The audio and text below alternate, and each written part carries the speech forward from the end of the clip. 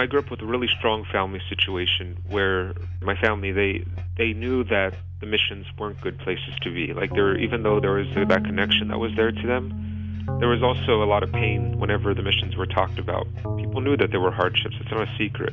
When I was taught about the mission, I was just taught about this romantic side of how the friendly, faithful Indians were so happy that the Spanish came here and they brought with them civilization and the Catholic faith and Spanish culture and all this, stuff that I know isn't true. And luckily, I was able to go home to my dad after I heard that horrible tour when I was in 4th grade. And he was able to sit me down and tell me what was true, that the missions weren't good places, that we adapted because we had to survive. We adapted to a changing world.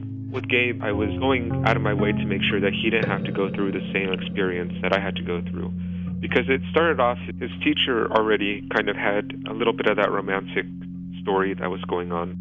Gabe, he's really connected with culture. Like, he's always been connected with culture. He speaks Chochenyo beautifully. He's smart. He knows where he comes from. And he loves being a Loni. And when he told the teacher that he was a Loni, his teacher said, "Oh, there's no way that you can be Indian. I know a real Indian who lives on a reservation in the Great Plains, and she looks nothing like you." And he was just like so angry and hurt, and he was like telling me that the teacher said that he didn't look Indian. Just because you dress, in a modern way, just because you like your, iPad or whatever, doesn't mean that you're not Indian. It just means that you're a living, breathing person.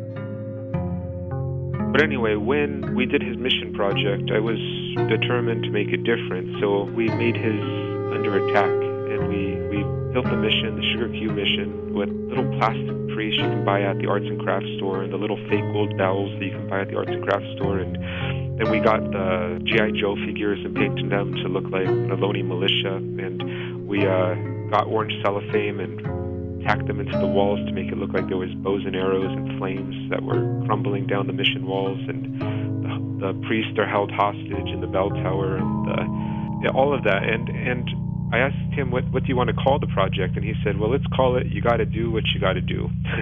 And I like that idea of understanding that we were protecting something that, we were looking out for, our interests. We were looking out for what our ancestors fought